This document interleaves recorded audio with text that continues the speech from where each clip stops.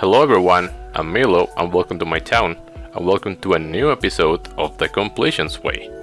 I said last time that I wasn't sure if I was actually going to do this video, but after I actually played Yakuza 5 Remastered and saw the monster of a game that it was, my thoughts on actually making a video like this grew more and more. And then we arrive at here today. So Yakuza 5 Remastered is an incredibly long game.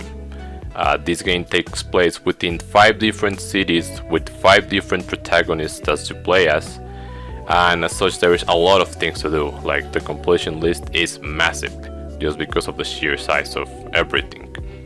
As such, I thought to actually cover Yakuza 5 in the end. As I said, I wasn't sure if I was going to do it back when I played 4, but unlike 4 where I really did talk about mostly everything, here I'm not gonna really detail every single thing. I may just briefly mention some stuff, but I won't go into everything, because there are some stuff that are relatively easy, especially if you have been playing and especially completing the Yakuza games up until this point. A lot of the stuff is relatively similar, or it's trivial enough that's not worth delving into.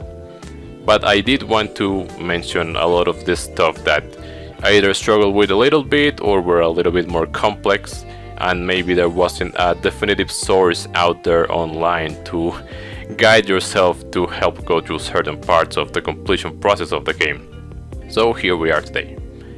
I'm gonna cover pretty much parts of the completion list, the stuff that there's to do in the game, some tips and stuff here and there, and Haruka's requests as well. So yeah, it's not really like a full completion thing, but the things that I don't mention are relatively simple, so I will just provide sources that you can check and do them, like collecting items and stuff that are spread throughout the towns. But pretty much I just want to talk about the stuff that can help you in the trial of completing this game. So let's begin. Alright, let's begin with some ground rules first. Whenever there's some relevant achievement of something that I'm talking about, I'm gonna play the Steam notification sound which seems like this, and that way you'll know that there's something that you can do. I may leave an explanation on screen on how to do it. Additionally, if there's something that relates to Haruka's requests, I'll also play her voice clip. Even though this is mainly just for minigames, so you'll see it towards the end. Now, here are some useful tips that I wish I had been told before I started my own playthrough of this game, and one of them is really important. You hopefully want to play in normal difficulty, and the reason for this is because the Colisseum this time around is able to be done by all 4 fighting playable characters, and unfortunately it was not balanced for them, so I'm just gonna say it right now. Akiyama is really difficult to win 2 of the tournaments on the Colosseum with. I'll go into more detail when we get to that section, but for now just heed my advice and start your game in normal difficulty and play it on that one, especially if you're in console. Another tip that I should give is that during Haruka's part of the story, you will be asked if you want to dance on the finals. You can actually say no to this, and if you do, you are literally screwed from 100% completion on that save file unless you New Game Plus, because only when you perform in the Princess League do you unlock the karaoke songs that Haruka sings. So if you don't play the finals, you will not get that final song, and not only will you miss out on an achievement, but you will literally not be able to complete the completion list, because I believe you don't even get the song. I really have no idea why they decided to do this. It's part of some of the questionable decisions that they made for this game. Which, talking of, I'm gonna mention the other one right now. For some godforsaken reason, when you start Premium Adventure on this game, they straight up tell you that you cannot create a clear save file from whatever progress you did in Premium Adventure to be recorded, and then you can continue a New Game Plus from it.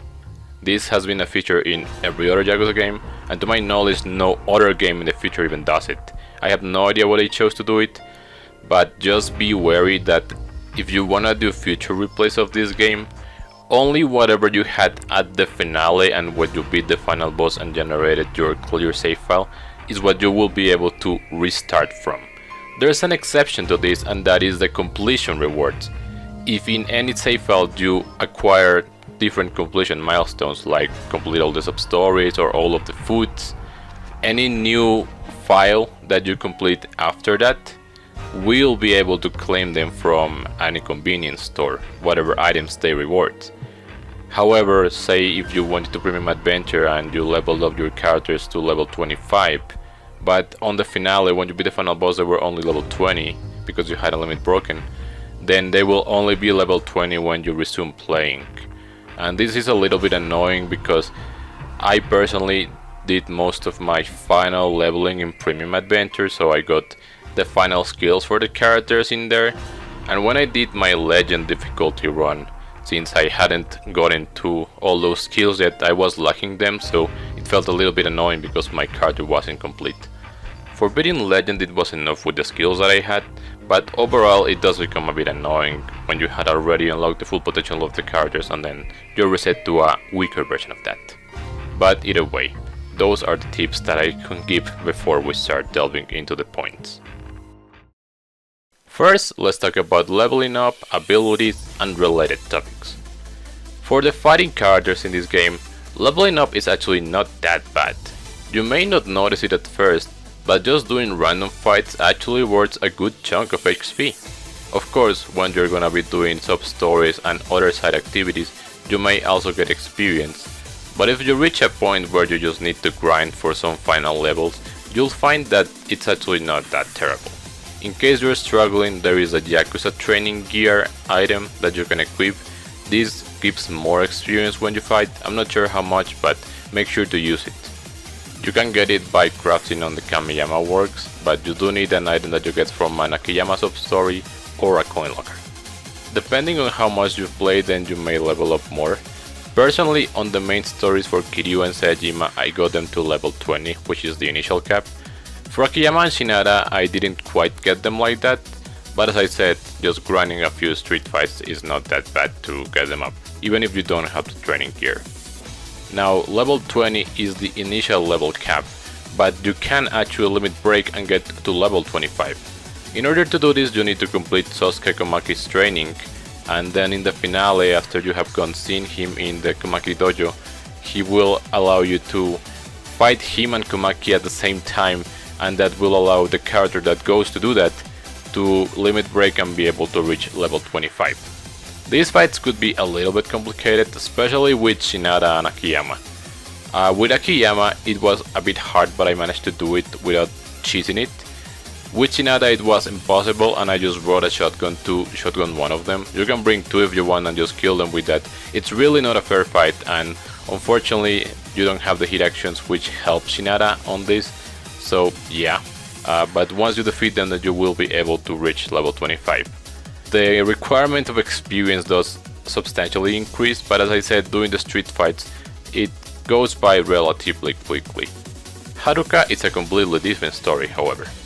The only way that she can get experience, besides sub-stories and eating out, is by doing dance battles and experience she gets from performing her jobs. Now, I actually did get this advice before playing, but I chose to ignore it because the completionist in me just wanted to get everything that could have been possibly achieved at the earliest point, but I will actually really give you the recommendation. If you manage to hit level 20 with Haruka while you're playing her part, I recommend you stop and don't do more of her jobs. The reason for this is that if you run out of jobs, then the only way for you to get more experience is going to be either eating or dance battles, and this can be really slow. You can limit break Haruka when she gets to play in the final chapter. I'm not actually sure if you need to have completed Sosuke's thing because he's not actually part of that, but I believe you can dance with him and that unlocks the level cap for Haruka. This is the point where she can level past 20 and up to 25. If you're a diehard completionist like me and you care about getting to 25, then you wanna do that and dance when you can actually use the jobs that you hopefully didn't do to get some of the remaining experience. However, if you are like me and actually completed all of the jobs on her part of the main story, then your only option is to dance. Well, actually, I also used some of the restaurants that I hadn't done and I ate out with her. This gives you some experience. It's not an incredible amount, and unfortunately I thought that you could grind. Like there's a restaurant that has a 30,000 yen meal and it gives you like 900 experience, I think it was. But there's some sort of decay system where the more you eat, the less experience the same dish is going to give you. So that didn't work. The consistent strategy is just to do dance battles. And I had been seeing threads online saying, oh, do the hard opponents that you can challenge from this guy that's here. But in reality, and I did the maths, it's just easier to go for the easiest opponent. The best one that I found for this was this girl Nanase, who is by the convenience store in Southern Body. You wanna equip the hard smash skill and trigger it as soon as the battle begins, then try to nail perfectly the notes, and if you do so, she should die as soon as the first bomb countdown thing happens. I found out that if they die by the bomb versus if they die with a skill that you use, sometimes you get like 100 less experience. I know it sounds like a little amount, but you need several tens of thousands experience. I'll put right here how much you actually need from 20 to 25. Like it's more than whatever it's from 1 to 20 if I'm not mistaken. So you really want to optimize it as much as possible. If you hit the notes with the right timing, then she will definitely die when that bomb detonates. And I think it took me around 50 seconds to do this process, like from getting out of it to like restarting, hitting A and doing the entire thing. And I did try because, you know, I kept seeing threads online where, oh no, do Akari, do the harder opponents. And no, those take longer because their health is massive versus this one that you can kill instantly. Sure, the other ones reward more experience, but when you do the math, and I did it, it is faster to do it with this one. So yeah, I'm putting this out here because I made a mistake even though I was advised against it. So in case you are in the same boat and you want a max level Haruka, do it. By no means you need it, like there is a secret boss, there's an Amon that Haruka has. It's not an actual sub-story and I'm not entirely sure what her requirements for appearing are. I mean, I had done everything that regarded Haruka. But yeah, there's that Amon. You can beat her at Haruka level 20. Like it wasn't even that hard, she only used her skill once when I did it. But as I said, if you're a diehard completionist, then you may want to be level 25. There's an achievement that only asks you to be level 20 with all characters, but for the fighting characters you do want to be level 25 for the Colisseum. Haruka is optional, but if you're gonna go the extra mile and get her to max level, then you can do it. It's funny because the skills that she unlocks are just useless at that point, but well, there's something about it. Now to close this off, even if you get to level 25, you will not have enough soul orbs. There's still gonna be 8 soul orbs that you are gonna be lacking across all the board. The way you get this is by upgrading Minamita's IF8R. I think you need 200,000 yen in total to fully upgrade his machine. And when it's on the final level, every time that you replay a stage that you have already beaten in IF8R with a character, you will get an extra soul orb. Up to 8. After you get your 8th one, if you try to do it again, and you'll just get some random items. Some of them are needed for the weapon crafting. But yeah, so you need to do that. It is a little bit annoying, but that's how you get the final 8 soul orbs. And when you get that, then you should be able to buy all of the skills and all of the characters. So those are my tips of leveling up. As I said, for the fighting characters, it's just grind street fights. It's actually not that terrible. And for Haruka, hopefully you saved up the jobs. And if you don't, then just grind those dance battles. It may take a few hours, but it's really the only way to do it. I will include it here as well, but revelations are a thing in this game. Now, in the past 2 games, you know, you had several cutscenes around town that would get you a move. In this game they did it a little bit differently. There's still cutscenes, but every character gets only one. They need to first complete a specific sub-story, and then when they go back to the place where that sub-story happened, you'll see like a prompt to interact and you'll be able to do the cutscene thing, and then you get your revelation move. There is an achievement that says get all the revelations, however this one triggered only when I got all the cutscene ones. And when I say that is because there's a second set of revelations that they tell you very briefly, but they do tell you, and I checked that when I did my legend. These are called weapon revelations, or dubbed like that by the community, I would say. And they unlock by using a specific weapon, the heavy attack of it, a repeated amount of times. Now I have no idea how many times they really are, because some of them, like the bowling ball on Akiyama, it took me about 20 hits to trigger. But there are others that, I kid you not, I think it took me 100 hits to unlock them, and it's that annoying. Now again, I got the achievement only by doing the cutscene ones, so I'm not sure if it's something about the Steam version, but to me it would seem like getting the weapon revelations is completely optional. And if you don't care about like getting them or like having your skill set fully filled in, because there are gonna be question marks in there if you haven't gotten them, then you can skip them. But for us diehard completionists, here's how you get them and what they are. As I said, these weapon revelations require you to have a specific weapon and then hit with the heavy attack a repeated amount of times. Now the good thing is that most of the weapons that are in this list are included in the Street Grand Prix, which is the one that has all the weapons around, so this is actually the easiest place for you to get them. Especially when the opponents pick up a weapon themselves, they are a little bit more vulnerable, so you can hit them, because I don't really think that when the enemies are blocking and you connect the hit that counts or that increases the counter. For Kiryu, the first one is the blue trash bin or bucket. There's one in the Grand Prix. Then there's the stop. You can actually find two of these, so you can get this one a little bit quicker because you have to try different breaks. And then there's the pliers, which are also in the Street Grand Prix. For Taijima, he also has the bucket. He has plants. There are a lot of these in the hotel district, so I recommend just like going there, equip the encounter finder item, which is acquired from Kiryu's garbage collection thing, and then just, if there's no opponents near the hotel district, go inside some shop and then go back out. The final one for Sajima is a bit annoying because it's bicycle wheels. So you need to find bicycles, you need to break them until you only have the wheel, and then you hit the heavy attack. It's annoying because you're gonna waste a good amount of the opponent's HP by just simply destroying the bike. There's no other way to do it. For Akiyama, you have a complete bicycle, so this is the opposite from Sajima. You want the full bicycle, however when it first breaks, it will no longer count, it needs to be full. The second one is the beer crates. You can find this in some places around Kamurocho, but I recommend the Street Grand Prix better. And the final one is the bowling attack. You need a bowling ball for this. This is the only weapon out of all of these that you can actually equip. There's a Master Ball item that you can get from some completion reward.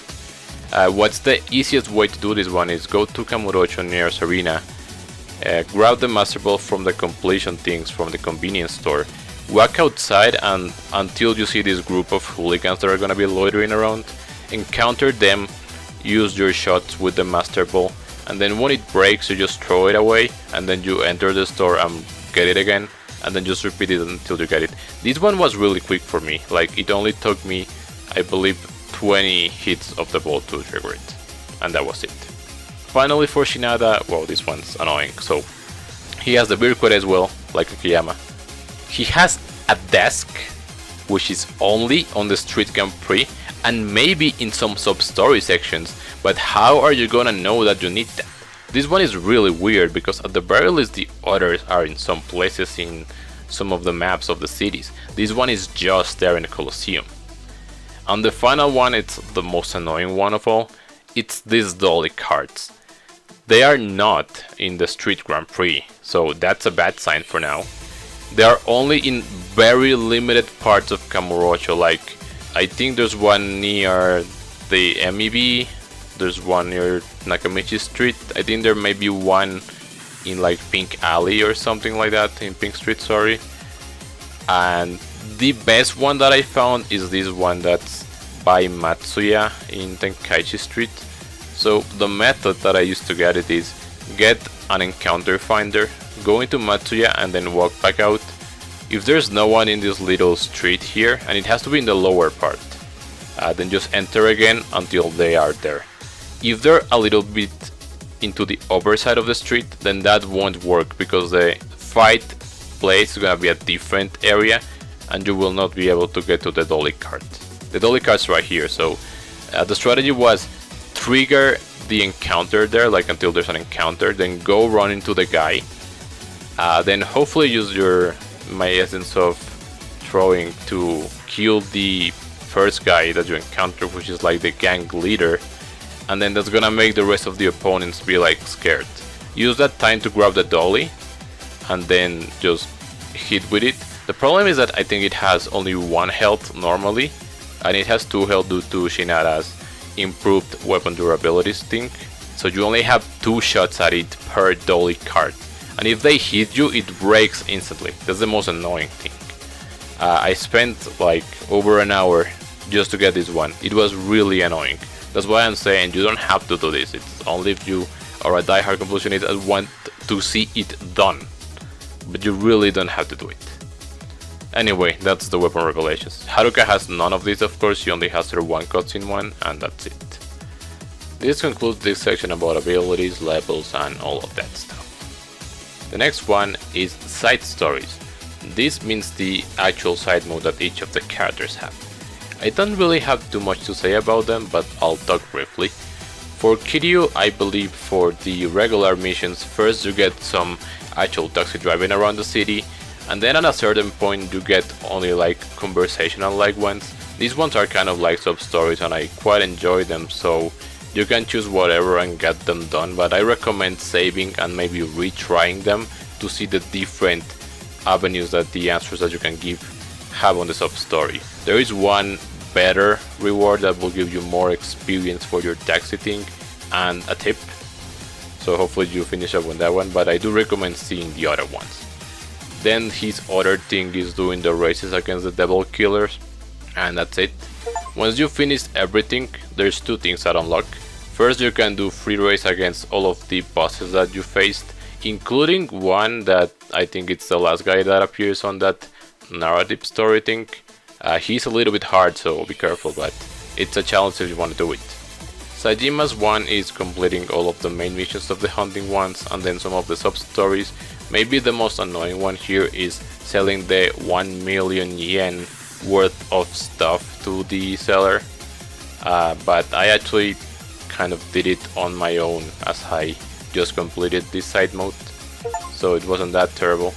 However, if you want, then you can wait until like Premium Adventure if you want, where you get a golden rifle that instantly kills anything, but well, that's up to you. Haruka's sub-story, it's actually kind of her main thing anyways. As I said, try to save the jobs for when you level on cap if you wanna get to level 25 easier. But besides that, it's completing all of these.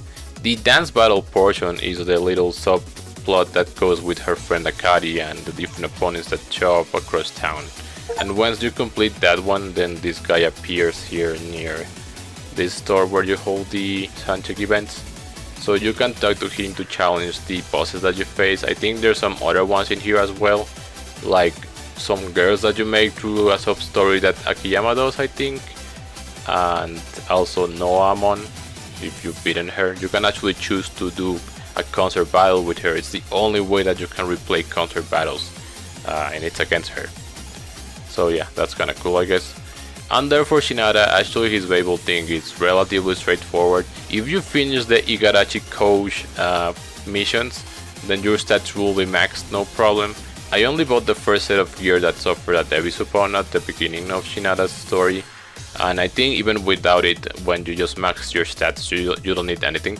You also have the Heat Eye, and also if you want, for some of the harder courses or missions, you can just do a little trick by just pausing and seeing where the ball is going, and then you just hit it. When you need to hit fouls, make sure to spam the button, like that way you'll hit it with a bad timing. That I think it's only in one instance where you want to do fouls. And that's it. A little bit sad that Akiyama didn't get any sort of side modes, but oh well, that's what it is. Next up is the sub-stories, the classic wacky situations. For this game I don't believe there's any that are really hard, like long gone are the days where there's hard requirements in sub-stories. I think only a handful, a very small amount of them can be completed in an okay state, like when you get just a check mark. And that's why I recommend you save anytime that you progress in a sub-story in case you get that, if you care about having all of the stars in your profile. So not much to say about the sub-stories themselves. For Amon, the only tip that I can give you is bring a pole for Shinada. I'm not gonna spoil how the fight goes, but he does some weird thing when you're fighting him, and it's really hard to reach him with your regular punching attacks, like you won't be able to hit him. But I found that having a pole here just fixed my life on that. That's the only thing. Joamon as Kiryu can be a little bit annoying, but just bring enough heals and practice your tiger drops, that's how you beat him, because he has a lot of health bars. But that's pretty much it, not much time on this one either. Next is the food and drinks. I really won't detail into this. I'm just gonna tell you that you can buy both of these items. These are gonna make you lose health for the first one so that you can keep ordering at restaurants. And then the second one is the legendary drinker for becoming sober at bars. Just bring a full inventory of these when you are doing your culinary experiences, and you should be able to get through them much quicker. One thing to point is that there are some restaurants that will either allow you to like look around when you're sitting down at the table, or when you walk up to the counter you may be able to interact with like posters or stuff like that within the restaurant, and that will unlock a new meal that you can order. If you for some reason can't complete a specific restaurant, it may be because of this. Other ones are like the Tatsuya stuff, so you need to complete his quest first before those plates becomes available. Next is the Hostesses. The system changes a little bit from what it was in the past two games, and it resembles more stuff like Zero and Kiwami 1 if I am not mistaken. You first need to go to each city's info booth as the character that belongs to that city, and that's how you get introduced to a hostess. And then it goes into a cycle of conversation. You can do some actions like talk about gossip or ask her questions, and you can ask her on a date. You will never actually go on a date unlike the previous two games. I recommend doing this when you're around C rank, at the very least to see their karaoke song, because you won't be getting the date automatically. As for the conversational topics, it gives more of their personality, so I would recommend going through all of them. Most of them are branching in between 2 or 3 options, so you will need to visit them multiple times and ask them the same question multiple times and just choose another branch so you can see what they have to say about it. Thankfully, there is the option to infinitely extend your stay for as much as you can, so you can exhaust the questions about herself. And as for the gossips, not all of them are branching ones. You need to find this in the city that each hostess belongs to. There's a thing about the hostesses when you get to Kamurocho as Akiyama. If you go to a list, then the manager will tell you that they're struggling, and for this you need the other characters and Akiyama himself to finish their specific city's hostesses. Then you need to go to them and talk them, and they're gonna visit Kamurocho temporarily. Once the first 4 girls have done this, then you will unlock the 5th and final hostess, which Kiryu can request, which is Hinata. And after you finish her, you will get the completion thing, but there's one final event. You need to be, I think, Akiyama, go back to Elise, and then you see an event with all of the hostesses, and this does unlock an achievement, which is actually a hidden one, so you may miss this if you're not looking for it. It doesn't tell you the description of it. But that's pretty much it. I mean, you can go pretty quickly by just choosing the right conversation stuff, but if you care about, hearing what they have to say and what the developers put in, then I do recommend that you try to go through all of the conversational topics and questions about herself multiple times just to see all that they have to offer. Next category is the city exploration. Most of these just rely on going to specific places and picking up stuff. For the tourist spots, there's gonna be a guy in each city that the protagonist can talk to, and they receive a camera, and then they can photograph 5 iconic spots through the city. You don't need to go back to the guy after you're done it, but if you do, you get 10,000 yen, which is a cool bonus, I guess. The garbage collection for Kiryu, these things spawn randomly and they respawn every now and then, but they're super easy and you just have to walk by them. The prize tickets for Shinada, the only thing that you need to do is collect 20 and then redeem 20, and that's it.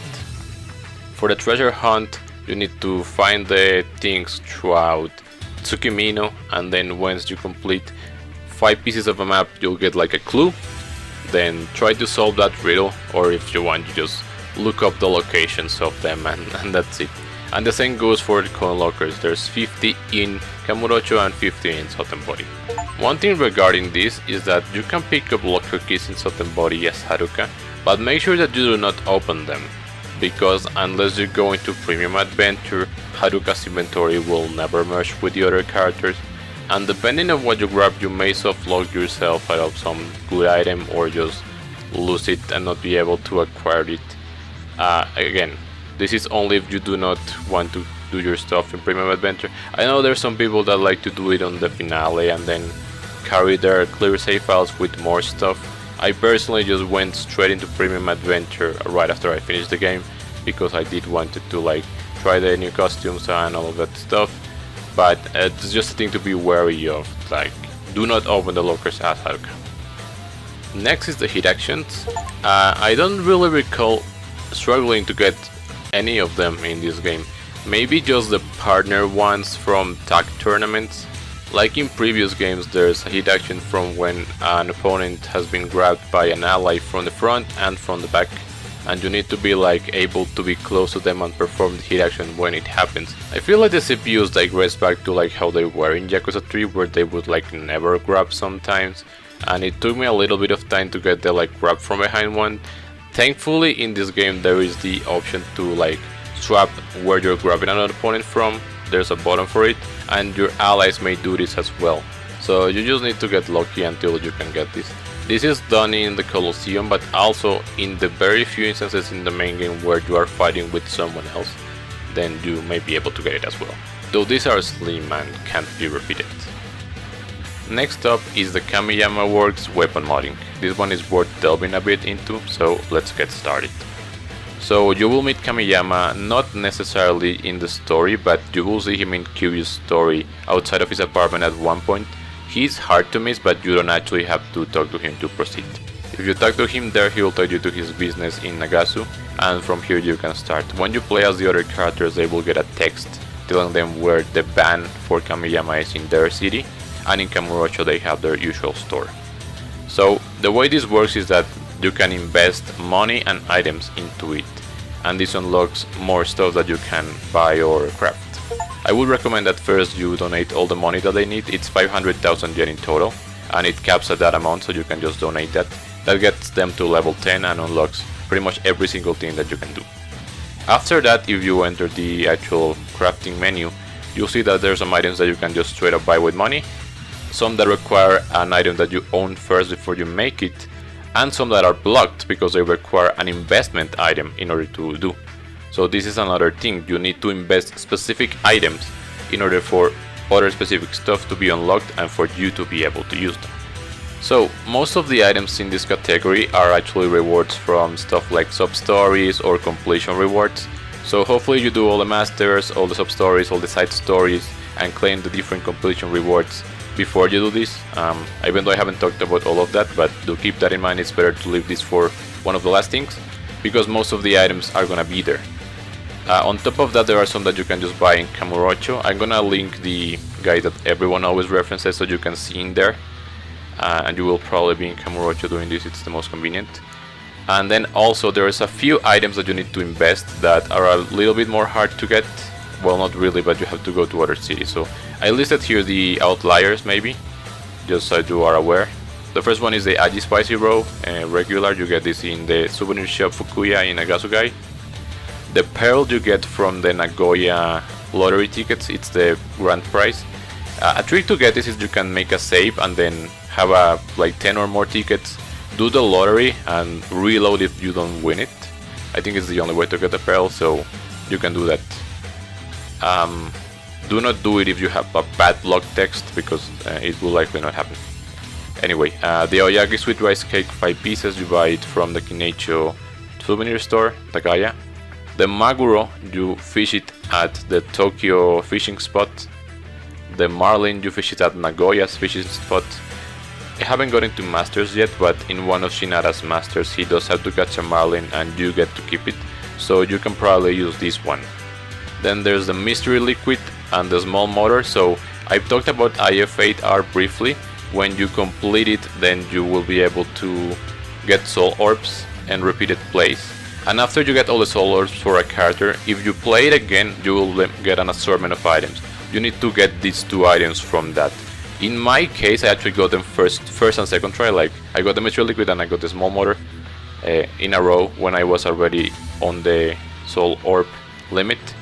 So maybe they tried to give them to you in order, I'm not sure, but you just have to do that until you get these items.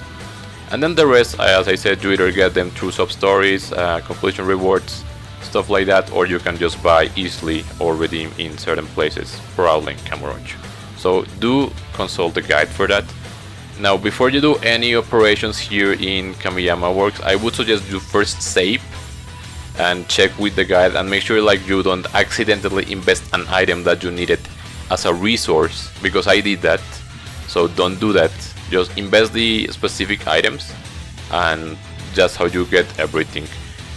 Your thing is connected to your item box, so you don't have to have all the items that you need in some specific cases. But there's also a caveat for this. So mystery stones, let's talk about that. This is mentioned on the guide and I picked it up from here, so big shoutouts to this because it's kind of a savior. So mystery stones are needed to craft 8 weapons, I believe, which are the most powerful versions of each weapon category in the game. Now here's the thing, in regular play I believe you get 5 mystery stones from different sources, and you can buy more. I believe you can buy from the Colisseum or something like that, but the thing is, if you don't want to grind for them, there's a bit of a trick that exists. You do need to be in the finale or premium adventure for this, because you need to send stuff to other character inventories. Pretty much how the trick works is that when you are crafting these things, the game will just check that you have the necessary items. So if I want to craft 2 of the most powerful weapons, I need 2 mystery stones in theory. But the thing is, if I only have 1 mystery stone, it will still count as long as you get them at the same time, like if you select both in a same transaction. So if you want to save on mystery stones, you can transfer to another character's inventory and then switch to a different character, the ones that you don't want to lose. And even if you have just 1, you can like get all the 8 weapons at once. I believe I have a clip of it, so I'm gonna show it right now. You can buy them all at once, even if you only own 1 mystery stone. And keep in mind, they need to be, the other ones need to be in someone else's inventory, because if they're in your item box, they will get consumed. Say if you get all 8 of the weapons at once, and you have 5, you know, the total 5, it will consume the 5, even though it technically needs 8. But if you have just 1, it will also consume just 1. So this is just if you maybe want to make more of these weapons in the future. I mean, personally I probably wouldn't ever use them, I just craft them and get my completion reward, but it's up to you, and it's a trick that exists and I wanted to mention it here.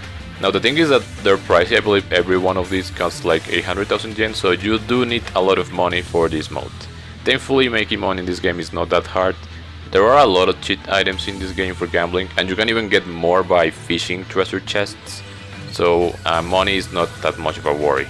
Something else that I haven't mentioned yet is that there are some weapons that require you to invest a weapon that you did beforehand, but you will be told about it when you are making it, so just make sure to do that. There are a few that also require asset material, so yeah. I believe I did the total, and you need, if for crafting every individual thing once, you need 12,140,000 yen. But there are a few that you need to make at least 2 or more, because they are reused. So I think overall this costs like 13 to 13.5 million yen. Sounds like a lot, but trust me, like, it's not that hard to make money in this game. There's a Colisseum tournament where you can get a lot, and if you have to grind it like I did, then you will probably get the money there, so I wouldn't really worry too much about it. Next is the Masters. Not much for me to really mention, most of them are pretty straightforward. Once again, I believe I've already mentioned that for Minamida's IF8R, once you do both stages with every character and then you do repeated plays of any of them, then you are able to get soul orbs up till 8 times. So you do that to get to the max character, but that's pretty much it. You don't really need to get the extra soul orbs. The completion for Minamida only asks you to beat every stage at least once. But with that said, you do probably want to get all of the soul orbs and be max level for this next thing, the Colisseum. Ooh man, this is what broke me. So In order to begin the Colisseum, you first need to, with all characters, encounter the Victory Road encounters. After you fight people on the street, you will eventually get this.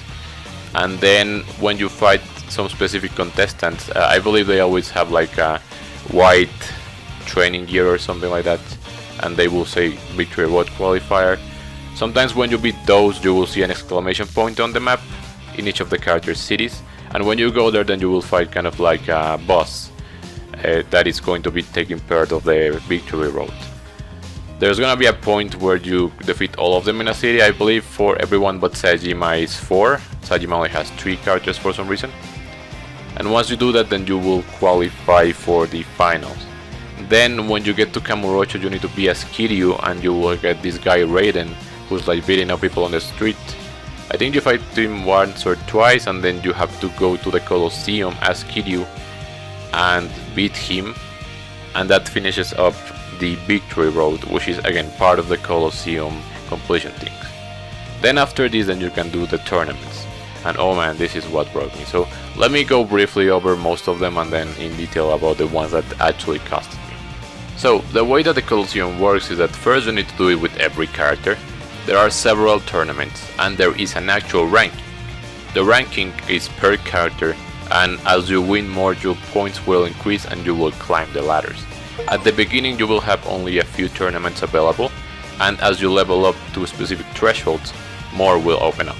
I don't remember exactly the order in which they open, but I believe it's like this. So you begin with Hit Bomber, which is just in a hit arena that hits up and then bombs fall. This one is not that bad, and you can always just pick up bombs and throw it at your opponent, as long as you have a distance so that you don't get hurt. Then Street Fighter, which is the one that has all of the weapons lying around, and you can get many of the weapon revelations here that I had mentioned. It's 3 rounds, Hit Bomber is just one guy. A Weapon Master, I believe it's also 3 rounds. You pick a weapon. I personally chose the Knuckles because it's just punching, and you can just kind of spam the B attack and most of the characters just stay in place. The finals are almost going to be the Spear guy, and you just have to block his attacks, and when he's open you just do your attack and it's not that bad. There's the Twin Dragon Grand Prix, which is a tag tournament, so each character will have met a character along their Victory Road thing, and they're gonna be their partner. You can't switch them, unfortunately. Some of them aren't that good, but it's what you have to deal with. Hopefully you do most of the damage to the guys. A little bit of RNG goes into here. Some opponents are just really annoying and have a lot of health, so maybe you can do a bit of shuffling in between who's gonna be participating, and don't get the ones that have the most HP. And the Maximum Grand Prix, I believe it's just your regular cup of 3 rounds. That's it. After you level up, you will unlock the Breakout, which is the classic level up Colisseum tournament. It's the one where there's some breakable walls, and you can, with every character, just go for one of the walls, break it, grab your opponent, and they will literally not react within like the first 4 to 5 seconds. You can grab them and then just throw them out of the arena. It's super easy, and it's what you need to do to grind your rank, because it's the easiest way. When you are doing that rank grinding, I recommend that you fight only the top 10 first people on the ranking. The thing is, the way that it works is that when you are low on points and in your ranking, almost every win will give you points. But after a certain point, mainly when you pass the 200 point mark, and you need to get to roughly 280, because that's when you're gonna be able to reach the top 4 to unlock all the tournaments. It's recommended that you fight only the top 10, because they give you like 3 points per victory. If you fight the ones that are lower, even lower than your current character, you will get like only 2 or 1, so it's lower. But since you are like instantly killing them by throwing them off the arena, it's easy. The only opponent that is annoying is Sotaro Komaki, because he's actually quite fast and he can sometimes escape your initial grab. But every single other opponent is super easy to just instantly KO. I believe Deathmatch 100 unlocks next, but I'm gonna skip it for now. King of Kings, it's an interesting one. They literally put you versus 7 NPCs, but they're all fighting each other. So you can literally just run until there's like 2 or 1 guy remaining. They will constantly be fighting each other, and there will be one person who focuses you. Only one, usually. But they will tend to change their target quickly. So really the best thing is you just run around until the enemies just end themselves, and then you finish up the last two. It's the easiest way. Hopefully you don't get too much hit while you're doing it, but it should be really easy. And then we have the ranked arena Grand Prix. So this is you fight some of the top, but it's just a 3-round tournament again. It's not that bad. There is another one. There's the legendary arena Grand Prix, and you only have this in Premium Adventure. It's exclusive to it. This one you fight the top 3, specifically the top 3. This even includes the playable characters. If they had made it to the top 3, then you will fight them. They're actually easier than the NPCs because they only have 2 health bars, while every other NPC has more health than they would have in the ranked arena Grand Prix. And some of them have like already 6 or 7 health bars, so they're a little bit annoying.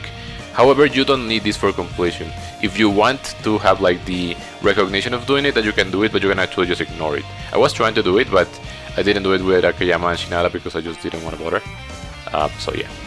The final 2 are the reason that I told you that hopefully you are playing on normal difficulty, and I will explain why shortly.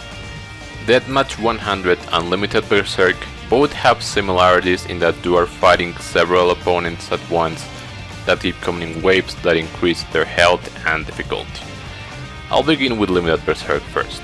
So how this one works is that you begin at the top of the critical health, and you have to start from there. You fight 13 rounds of enemies. There's first 4 rounds of 2 enemies, 3 rounds of 3 enemies, 2 rounds of 4 enemies, then you have 1 strong guy in a suit, 1 guy in a Sodachi Dojo uniform, then you have 2 really big business guys, and then 1 super tanky opponent. So is these 13 rounds. Now for Kiryu and Saejima this is relatively easy. I haven't mentioned it yet, but Kiryu has the ability to heal. It's called Ashura's Spirit. So when he builds hit in critical health, he can just heal. So you can actually never really fear. And Kiryu has access to like Tiger Drop and just really good offensive moves. Pretty much the entirety of the Colosseum was designed around Kiryu, I would say. It's not that hard to do it with him. Saejima has a lot of health, so his critical health is way more than any other character. So he should be able to handle more hits, even though you should try to minimize what you get hit. You can utilize Tiger Puppetry to try to get multiple enemies on the ground at once, or actually it's pretty useful to use the first light hit and then heavy attack, fully charge it and throw into an enemy, and that just sends them to the ground. And you can like slowly shoot through the enemies that way. Also, Saejima does have kind of like a Tiger Drop. I believe it's called Tiger Dragon Drop, and this literally dazes the opponent, so you can do that and do your stance charge attack to get some good damage on them. So for these 2 characters it wasn't hard at all. Shinada and Akiyama on the other hand, it's where things got rough. Now I will say now that I had done my playthrough on hard, and including Shinada I played in on hard. I did recommend normal, and I will tell you why in a moment. But when it comes to Shinada, he's the weapon specialist character, but unfortunately you don't really get to use weapons on the Colosseum. It is unfortunate, but it is what it is. Thankfully he can heal as well. He has the same skill that Kiryu has. So utilizing that is key in the survival for this. On top of that, he does have access to My Meteor Tackle hit action, which comes out incredibly fast and just immobilizes one opponent. So you can also use this to like slowly dwindle the numbers of the waves. When you get to the final opponents, hopefully you have Climax hit for the 12th wave and use it in one of those guys. I don't know if they can get scared. I don't think they got scared on the attempts that I did it. But it's better to like do your Climax hit on one of those 2 big guys. One of them has less HP, and hopefully you may be able to KO him just with a Climax hit, and if not, you can just get him really low and just focus on the other guy. When you get to the last guy, he hits like a truck, so you wanna be really careful.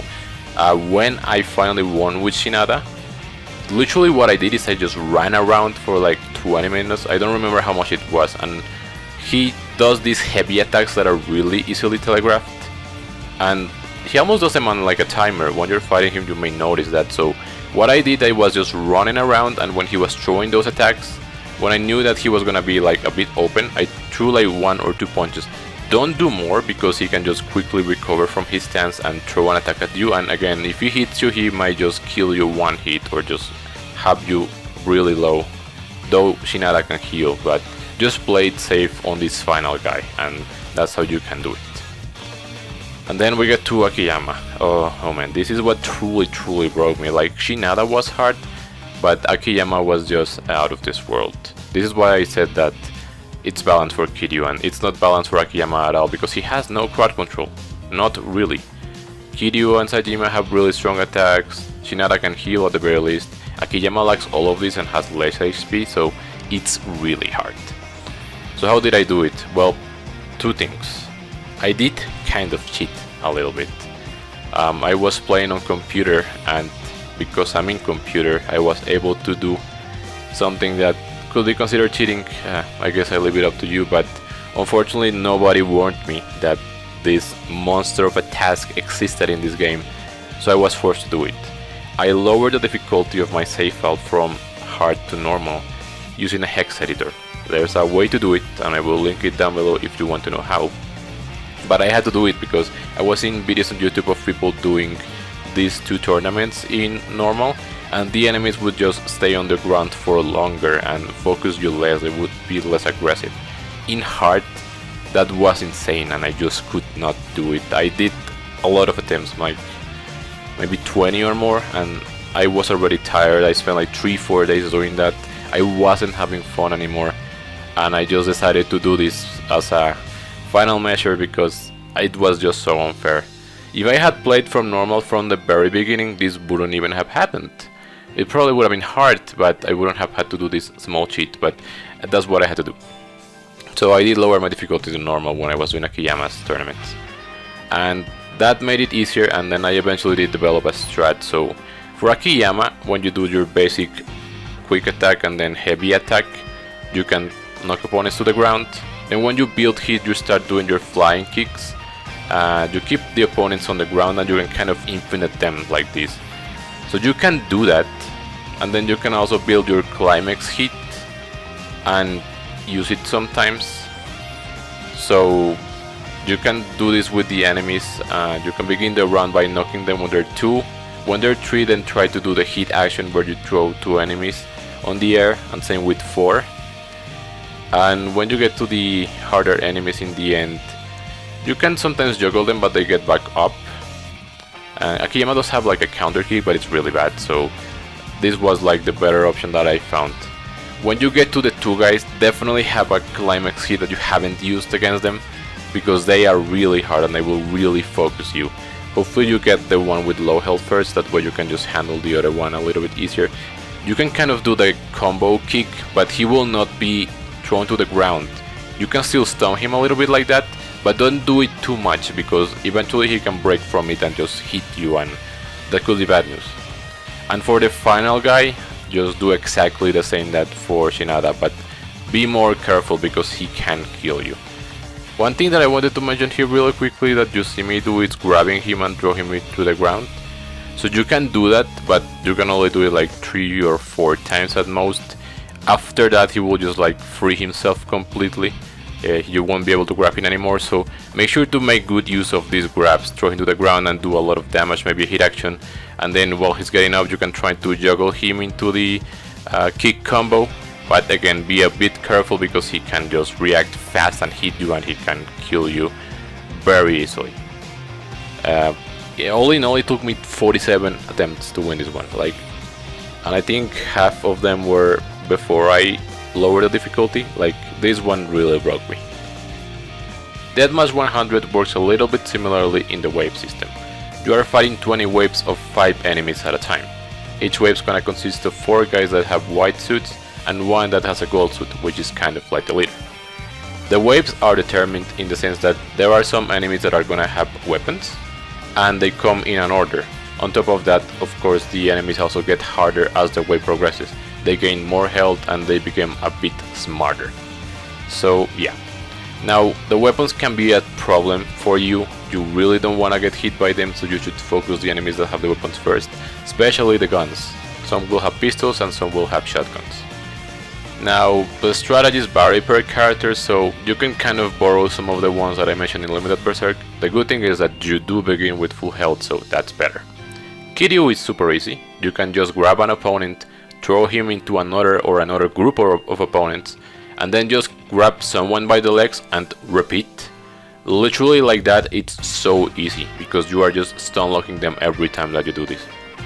For Saejima, I think I use the tiger puppetry a lot in here because they tend to be really grouped together, so when you grab one and use the tiger puppetry, you're gonna be knocking almost 3 or 4 or everyone else in the group to the ground. Then you can do the first rush combo to heavy attack to kind of finish them off one by one, so kind of do that. So also remember that I mentioned that the weapons drop. They will drop to the ground and you can kind of move them. You can try to use them, but depending on the character and the way that they handle a weapon, sometimes it may not be that good to use it. Unfortunately, the weapons are a little bit trapped within the arena. If you throw them, sometimes they can kinda glitch through the grates and fall outside. So you could try to do this at times, but if not, you can also try to like just break them. But their guns don't break, so that's a problem. Well, I mentioned the first two. Now Shinada, again, Shinada can heal, so he does have that upper hand whenever he gets to critical health. But also, finally we can use his weapon speciality trait, because he's really good with them. You will see a lot of like swords or knives, and just with the regular light attack he can like knock people on the ground. And I tried this with Akiyama, which is the final character that I did, and he doesn't do that, but Shinada is able to do it, so do utilize the weapons with him. I felt like that was a good idea. Thankfully, since they're poles, then you can save one to use the climax hit that requires a pole. I would save it for some of the last waves, and if you can, as you build up your hit gauge and use hit actions, you can try to use my Dragging Essence, which is his regular climax hit, hopefully in the waves that have shotguns, because you really want to eliminate the shotgun guys first. When you use a climax hit in this one, almost 2 or 3 are almost guaranteed to become scared and you can KO them in one hit. So hope for that. Hopefully the weapon ones or the golden ones get this scare aspect to them. It took me like 11 tries with Shinada, I don't remember, it took me a bit, but I was learning along the way, and I did it with heart. Now with Akiyama, again, I already told you how I suffered, but after I suffered in limited Berserk, I then went to Deathmatch 100 and I think I clutched it the very first attempt afterwards, even though I had done some attempts previously while I was on hard difficulty and a few while I was in normal already. So for Akiyama, you really wanna change a little bit. You wanna be spamming your hit actions as much as possible. Now the good thing is that when you do the hit action where you juggle one guy in the air and you have unlocked the upgrades for it, every time that you press the prompt to continue the hit action, your climax hit actually increases. You do consume heat, but the climax gauge goes up like 3 stages using this. So this is really good, and Akiyama does kind of suck at controlling 5 opponents, but if you spam these hit actions and build up climax hit constantly, then you can be using it almost every other round. If you're good, then you can use it every round, and you want to be utilizing these hit actions, or maybe like do low amounts of damage on enemies so that you can build more of your hit gauges.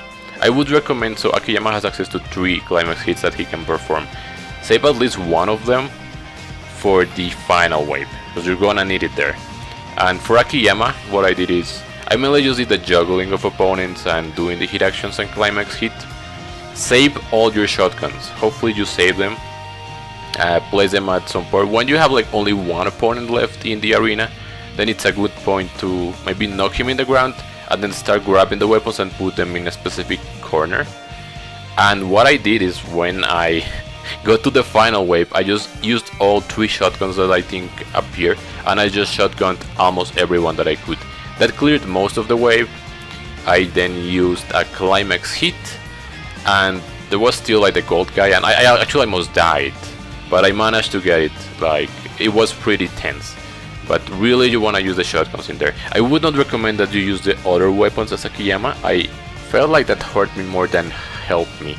Like, he doesn't swing them like Shinada does, and like what I said, that just the basic knife attack can just knock opponents on the ground as Shinada. For Akiyama doesn't do that, so I did not bother. But I did manage to clutch it after I won limited Berserk, but I was really exhausted there.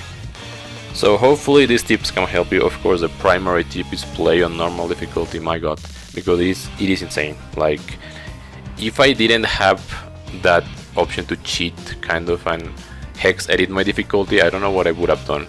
I was reading up comments on YouTube or maybe Reddit, I'm not sure, when I was stuck on this, and I saw that there were people that were genuinely doing another New Game Plus just so that they could be normal and then do this. But unfortunately for me, Colisseum was like almost the last thing that I was missing besides a few minigames. So my completion rate was at 99% already. And I simply could not do that again because I was gonna forfeit like 40 or 50 hours of progress, and that was just not going to happen. So yeah, I think generally just this specific thing is what made me make this video in the first place. Because I suffered through it, and if I can help other people not suffer by at least giving them this tip, then hopefully I can do that. Next, I want to talk about Ultimate Match. You know, this is the challenges that there's in every game. There's only two that I really struggle a little bit with, so I wanted to talk about them. Most of the others are pretty simple. The first one is Melee Match 6. This one is pretty annoying because you deal damage with Shinada's weapon switch only. If you try to do any other attack, it won't hit. I tried this for a bit, and you would think that maybe the knife is the best option. It isn't. There's a video on YouTube that I saw that pretty much helped me, and I will reference it. Take in and out the pipe. That's what deals the most damage, and in the video they trap them in a corner and then they do that, and it works. Like, I tried different methods on my own and it wasn't working, and this one just worked like a cake, so just do that. This other one is not really that hard, but I just wasn't aware of the mechanics before I did it. It's Proving Ground 7, which Kiryu has to defeat everyone before Dragon Hit ends.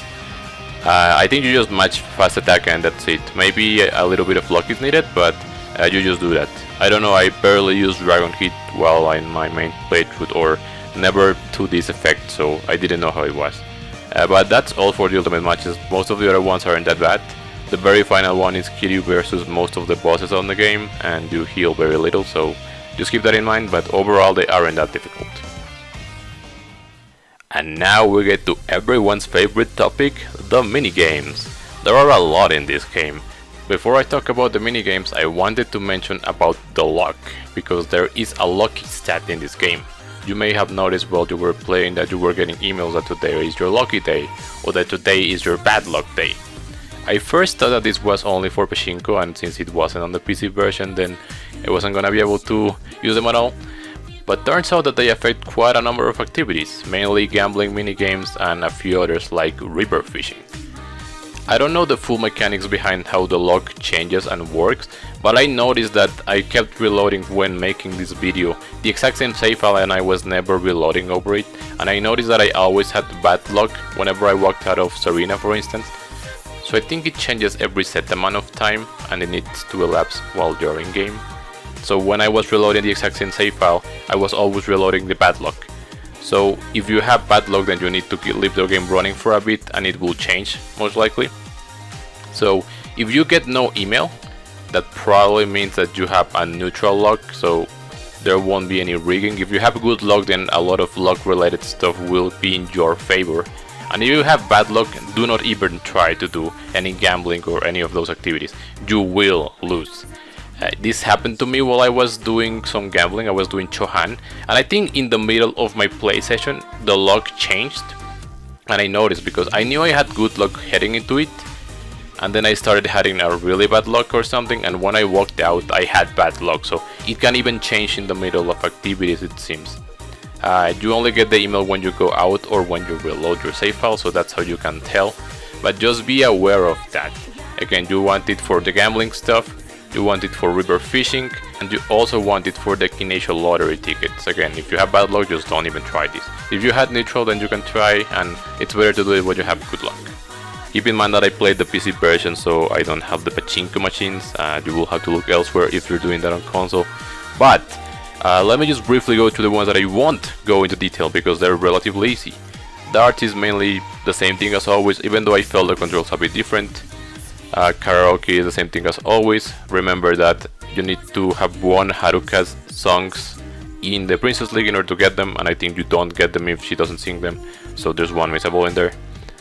Most of the gambling ones are super easy and you can use the cheat items. In fact, as I said, you can get more cheat items of some specific ones when you fish and you get the treasure chests.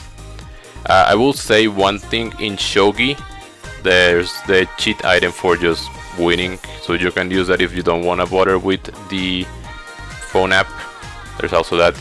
In the beginning of the game, on the Kiryu part, there's a guy in Nagasu that wants to play against Kiryu, and if you do 3 matches he gets better every time. I use the phone app for that and he never shows up again. It's kind of like a side thing that you can do. Just keep that in mind. I got 3 out of the 5 wins with that guy, and then afterwards I use the give up piece to just get the completion thing. Mahjong, you can use the pureless style and not worry about it. There's Taiko no Tatsuji, in which there's 3 songs and 2 difficulties for each. They weren't really that bad. And then Print Circle, you need to take with every character and get every one of their poses on the 4 buttons. You will probably have to retry this a little bit as you get the timing, but it is not bad. That's for the ones that don't really merit an explanation, so now let's go to the ones that do. First is air hockey. This is the replacement for table tennis and the hot springs, so it works a little bit similar. You control the paddle with the analog, but unlike in table tennis, the direction that you aim actually matters a lot. In table tennis it was mainly just dribble until the opponent lost, but here the physics can screw you up. Now you could try and play normally and try to win like that. You need to win the 3 difficulties, or you can just chase it. Do you have a hit action again, you can look at the attendant and get hit like that, and when you feel it you can do a shot that will likely score. However, on the hard difficulty, almost every single time the opponent will bring it back to you and you have a quick time reaction to actually hit it. The thing is, I think the first one may be a little bit reactable, but I think the second one and onwards it becomes so quick, at least I couldn't really get it. Thankfully you can actually just pause with the minus button or something like that. As you see what is coming, pause at that instant and then just spam the button as you unpause and you will get it. I ended up choosing it like that because it was quite hard. Next is pool, which changes a bit on its requirements from the past 2 games. Instead of having to beat every difficulty on every game, you only need to win the 4 games on hard difficulty, not even expert, thank god. So it's not that bad, you can use the same trick as always. But they add puzzle pools, so these are specific setups where you have to get pretty much in one hit a ball into the hole. There's gonna be some barriers or other obstacles blocking, but you pretty much need to find the perfect shot to do it. There's plenty of guides for this on YouTube, so you can look them up. I did most of them on my own, it wasn't that bad. The last one is kinda tricky, you need to there's several ways to do it, but you can try to figure out a way. Next up is bowling. You know how they changed the bowling UI a bit in 4 and they did it here in 5 again, and I don't like it. I tried to replicate the timing strategies that I have been using for the past 2 games, but they didn't quite work out. I don't know if they changed a little bit, and also they do add some additional balls, so I was trying to do it with a default ball. But I found a video on YouTube that helped me more, so the strat is move 2 steps to the left, hopefully get max power, use the heaviest ball and just shoot it completely straight. Try to get that thing straight, and that should actually get you a strike. You need 200 points, it's not that bad, I know, but using that strat I was able to do it. Next is Cee-lo. Haha, I told you I wasn't gonna mention gambling games. Well, I just want to remind you that in Cee-lo specifically you can quit and re-enter about 20 times. Do that and the betting amount will increase to 1,000 maximum. So before you do any gambling, make sure you get that, because you need 20,000 points for the completion. It just makes it way easier. Next is the UFO catcher. So in this game, on top of the regular one, there are some extra ones where you have to stop the bar and put it in a hole so that the reward falls. It's not that bad. Honestly, it's kind of similar.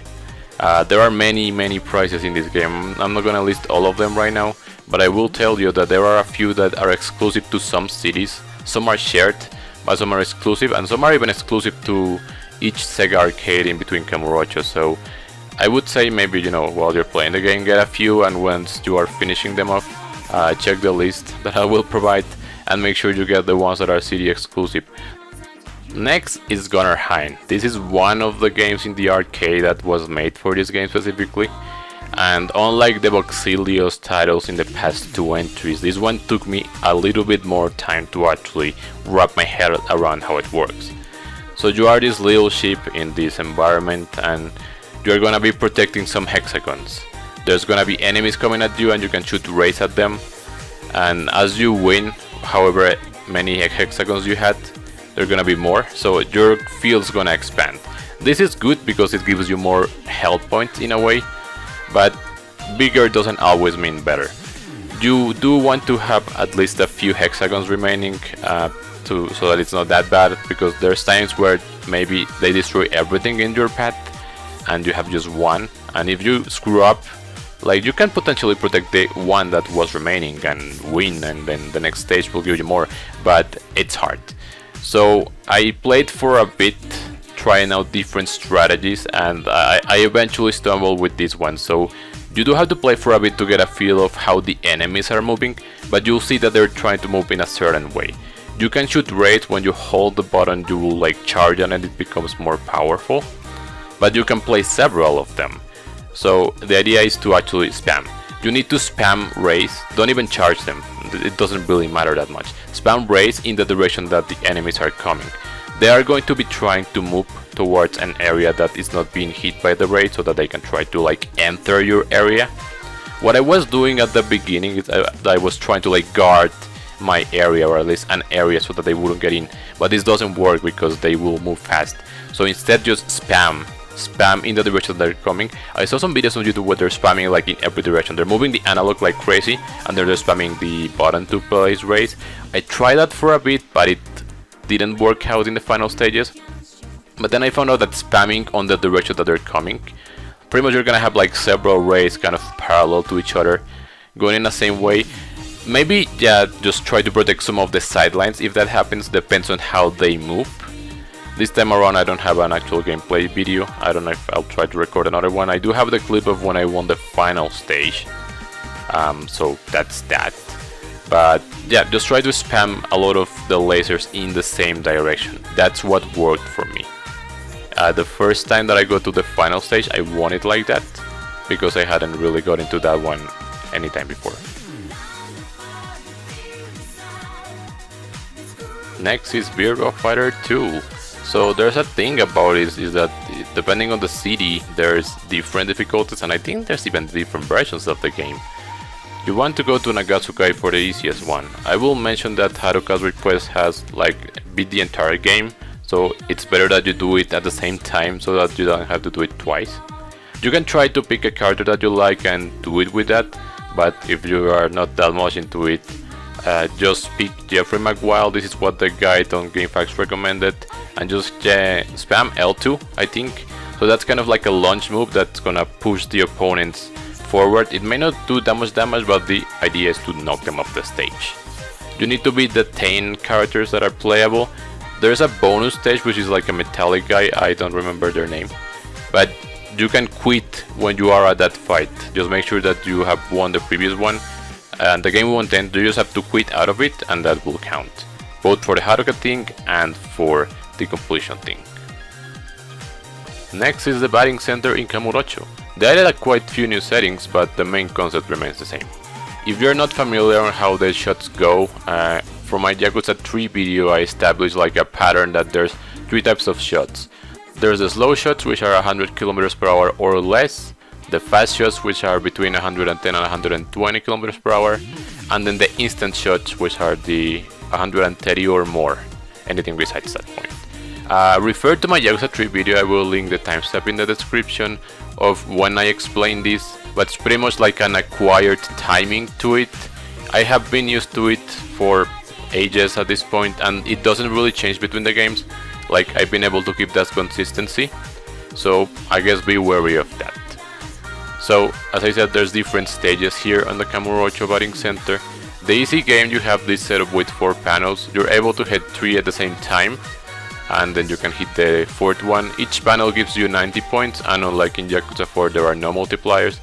Once you hit the full board, there's a red target that appears that can give you 400 points if you hit it. And that's pretty much it. You need 1500 for this course, so it's not that bad, and the shots are relatively easy.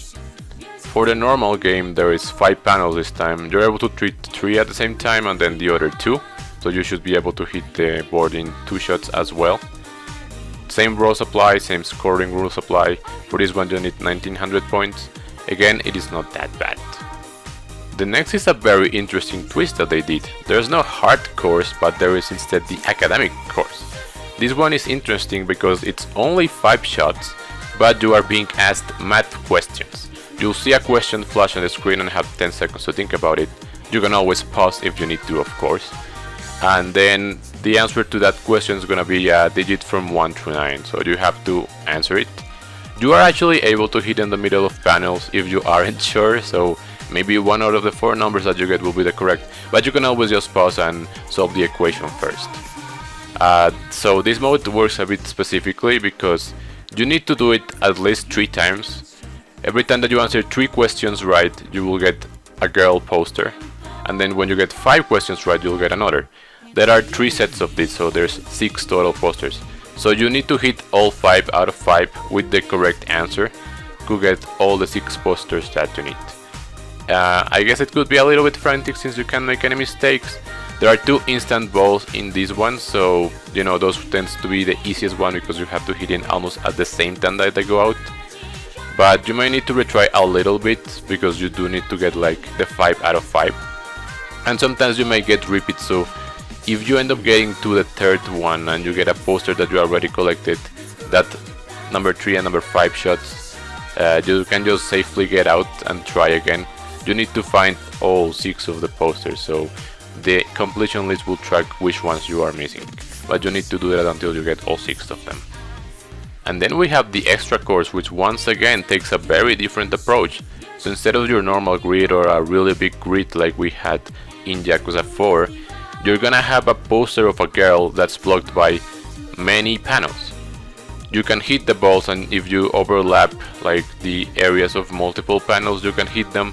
The panels that are red take 2 hits to break, but there is a catch.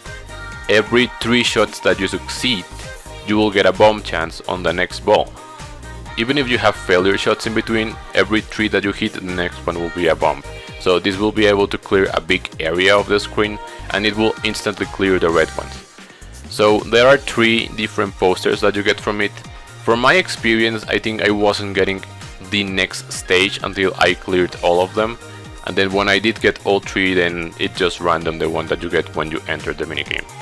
So I think I've been flashing here on the screen the steps that I took to clear every one of them. The bombs take out a grand majority of them, so there's a little bit of a pattern to do them. You have 20 total balls to do this, but most of them you can clear them with a bit less. You don't need all 20. If you keep screwing up, then that's what the 20s are for. And hopefully you don't miss the shots that have the bomb, because those are pretty crucial. So I probably have been showing on the screen the setup that I did to get all 3. For the final one, in my clip I didn't win, but you get how you win. You just need a bomb on that final shot and you can clear it. So it's quite interesting that they did it like this. In addition, there's also a pro course here in the Kamurocho batting center, but it is exclusive to Shinada, and it works just like the Nagoya batting center ones, which we'll get to next. In contrast, this is supposed to be a hard one, but you know, you have the heat eye, and you also, if you have the max upgrade, it really shouldn't be that bad. You only need to hit 8 balls out of the 20 if I'm not mistaken. As an extension to that, the next one is the Nagoya batting center. This is once again exclusive to Shinada. Even though Kiryu can go there in Premium Adventure, he can't actually play on it. So you may have been doing the Masters, and you do some of these as part of the Master Igarashi training, but there are different courses. Most of them are pretty easy, especially after you have max stats, so it's really not that much of a worry. Then again, you also have the hit eye, which decreases like the time and you can aim perfectly.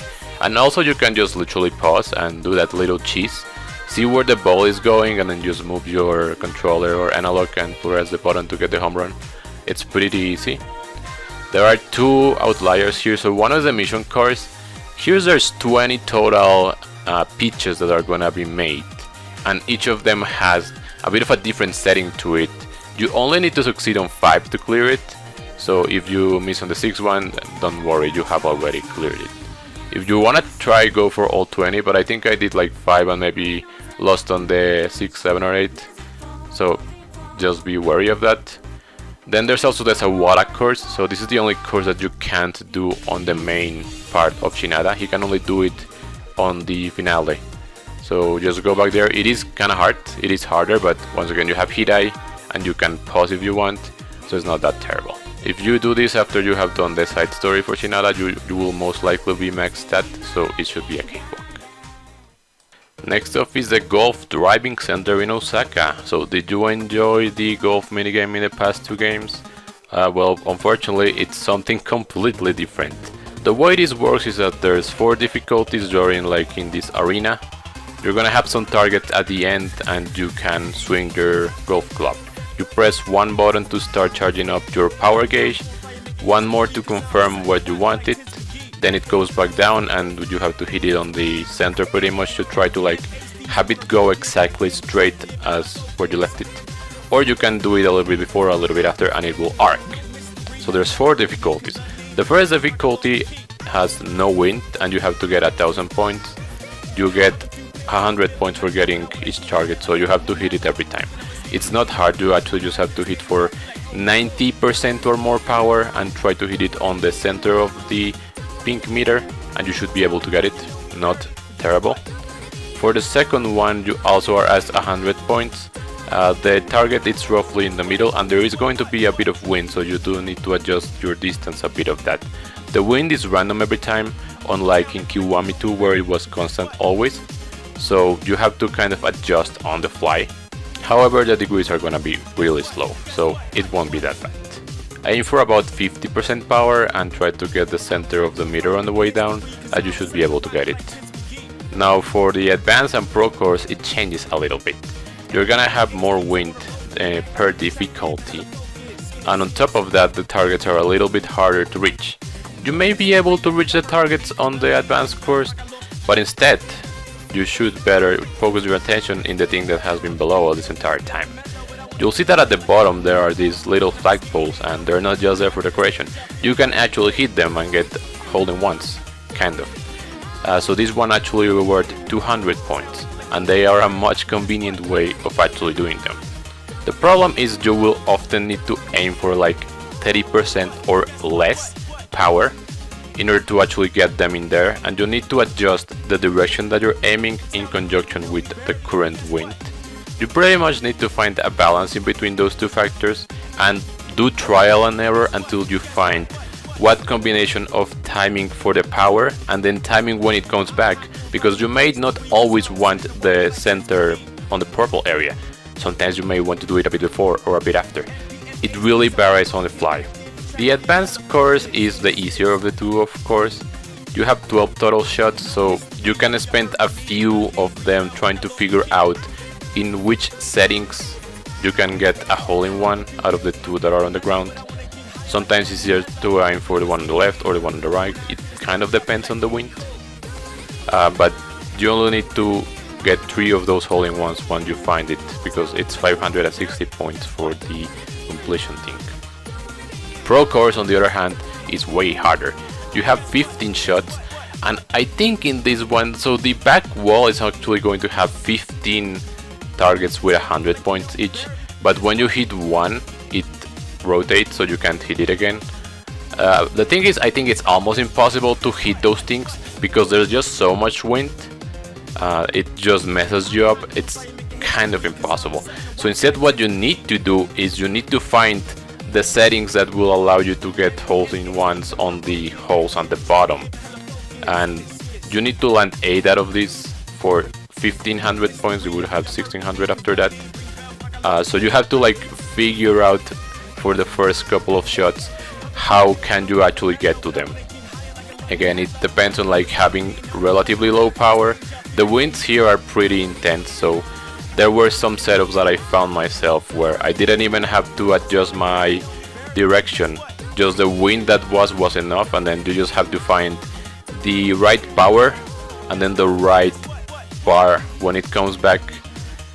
It's kind of hard to explain, but yeah, it's like you find specific setups of inputs and you have to kind of memorize the timing that they take on the fly. That's the only way that I figured out that you do this game. It may take a while, it really was one of the harder ones. I wouldn't say it's incredibly terrible, but it takes trial and error, which is a little bit annoying, so it's not much learned experience, but more like do it on the fly. Hopefully I have been playing in the background certain setups that I've found with specific winds. Keep in mind that the direction of the wind matters. Sometimes it's completely vertical, but sometimes it's in the diagonals. So just measure that, but you can compare if you happen to get like the exact same amount of wind and in the same direction of some of the clips that I've been showing here, then you can try to replicate, get the amount of power and then the rotation thing right when it comes back, and that is how you do this one. It's generally probably one of the harder ones that there is in this game. Next is fishing. So there's actually two types in this game, river fishing and sea fishing. River fishing can be done in many different places across the cities. There are a few fish that are exclusive to some place and even some time of the day, and you can use most food items, stuff that you even buy from convenience stores, as bait. The most popular one that I saw that worked for a lot of species was club sandwiches, catnip as well. I think you can only get that at the M store, and well, there's like steam bones or stuff like that. You will probably be able to get a few of these things if you just try whatever and then you just try to complete the list with what you're missing. So it's not that terrible. So in order to help you with the fishing, you can equip the angler's hook. This is an item given by a Kamiyama Substory, so you can give it to everyone else in the finale or in Premium Adventure. Hopefully equip that, it makes catching ticks much easier. Also, I do believe the luck influences this one, so hopefully you have good luck. The way it works is that you'll see in the bar on the left some areas are pink. That's kind of where the fishes are, and then depending on the type of bait that you use, different light up areas will appear. So you have to like match the pink area with the bait that you're using. As you fish, then this bar may fluctuate in what it's light up. If at one point none of your baits work to the light up area, then you can just back out. But if you use different ones, then they will shuffle like that. So you just have to do that until you get what you need. Some specific ones here that I can recall, I think there's one fish that you can only fish at Nagasu and only with an onigiri that you can buy at Nagasu. The salmon you get at the hunting villas, I used a lobster for it, I'm not sure if other baits work. And the ghost koi, I got it at Purgatory, well, it was night. Most of the other fish are more common and shared between areas. Then comes the sea fishing. It's kept pretty similar to how it was in the previous two games, but it's made even easier, because now they give you the option to like reel at double speed and also release at double speed by holding both triggers of the same side of the controller. So equip the angler's hook for a much easier time. Like when you equip it, it's gonna be night and day. I guess it makes it easier. If you want a little bit of a challenge, then you can keep it off, but well, if you just want to complete this, and I don't see why you wouldn't equip it. And the strategy would be to, you know, go for the fishes, go for the different bait that they like. You can check on the guides as usual, or I'll put it here, I guess. And then try to like always be doing the double reel, and when you need to like keep leeway so that you know, it decreases the meter of force, you can just do the regular decrease. It's fine. With that double reel, it becomes like really easy. Like they made it super easy in this game. And that was the final like main minigame. There's some extra ones which are like character exclusive that they get from a sub story in their part, but they're not that bad. So Tatsuya Noodles, you get this from a Kiryu sub story on the shop that he goes to eat with his boss at the beginning. You kind of have to like be watching 4 different bars or lanes, and people are gonna be making orders of how they want their noodles, so you have to stop the button at the right time. I first tried this on the requirement that they asked. I actually don't even remember how much it is. It's not that terrible. The annoying part is that when you get it, you have to like wait for it to just end naturally. You can't just quit. So yeah, it's not that bad. You need to play 3 times for an achievement, so just re-enter it after you get the completion reward and wait until you lose naturally. You can't just quit. It didn't count, but you can just do that and that's it. Winter Combat is from Saejima's part in Tsukimino.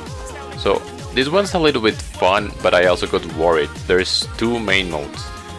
First is 2 difficulties of Deathmatch, which is just you against an opponent. You just have to defeat him and that's it. But then comes Battle Royale. It's a 4-person free-for-all where everyone is competing against each other. You get points for hitting opponents, but you lose them when you get hit.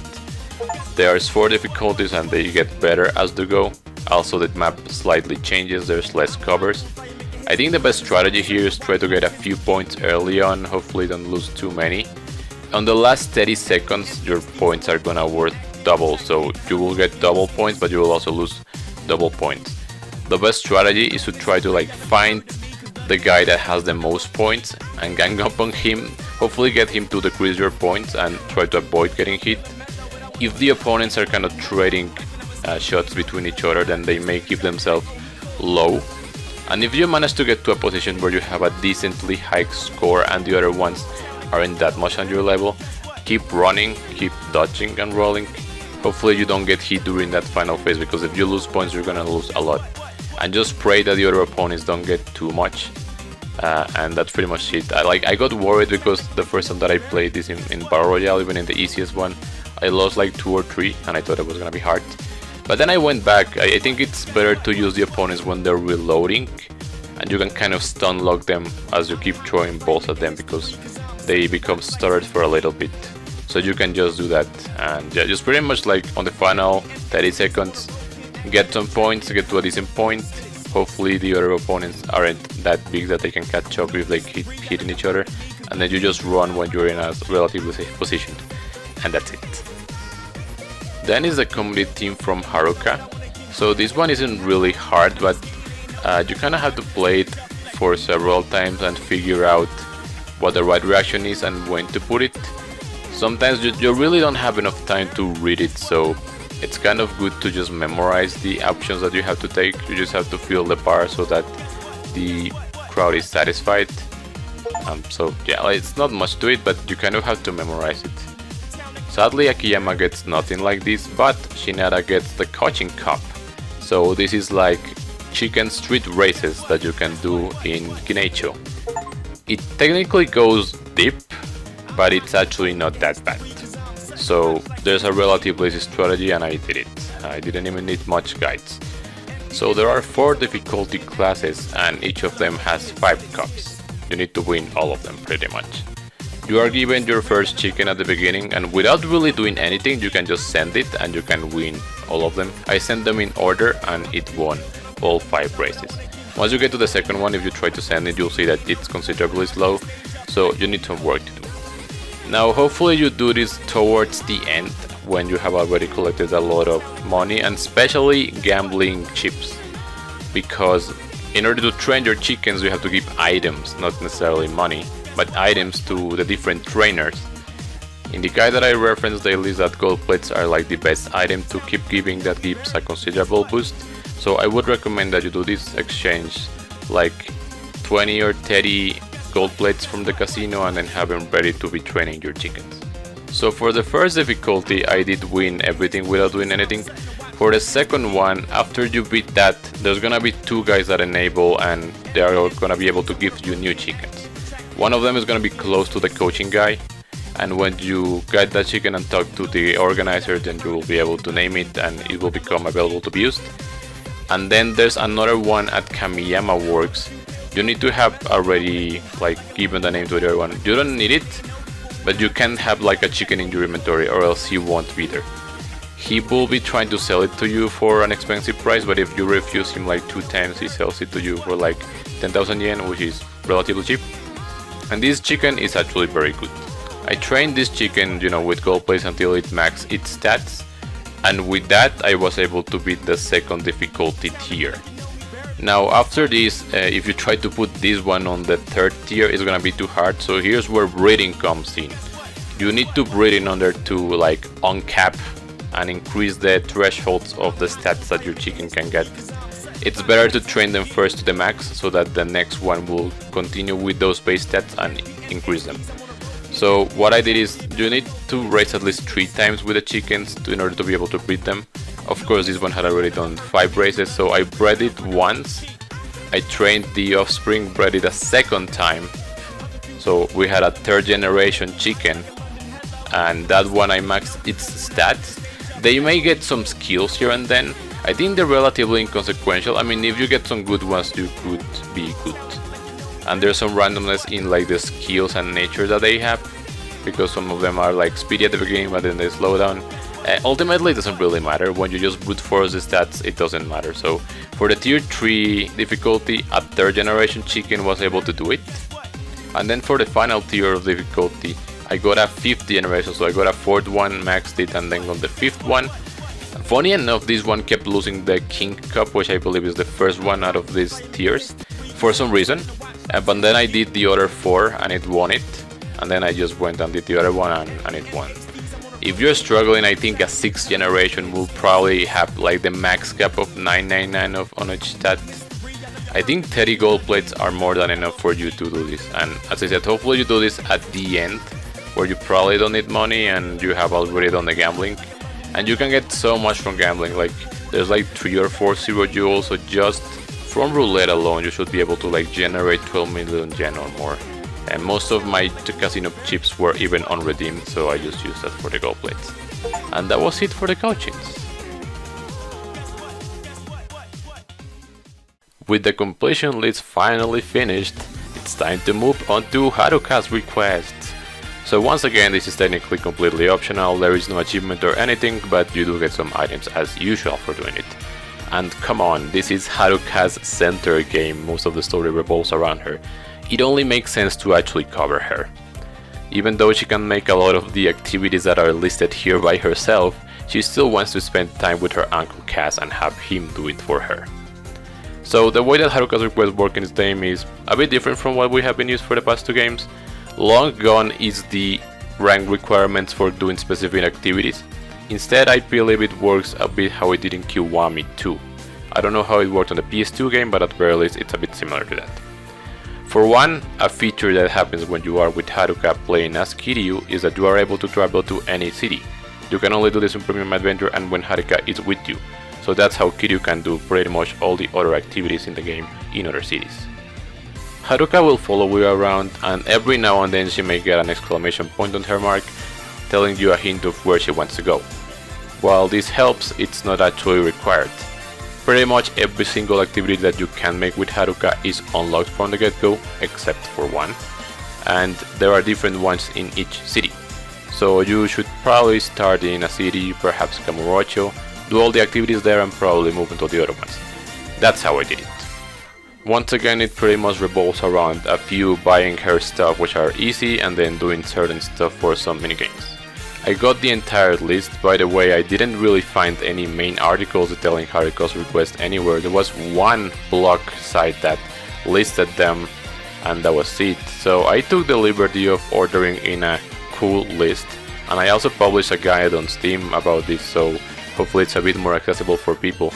But I'm gonna tell you right now the order that I got, which has you start at a specific spot in each city and get to them in a neatly order. Starting with Kamurocho, this one I do have a bit of an out of order, doing first the buying stuff and then the minigames, but that's because Kamurocho is so big.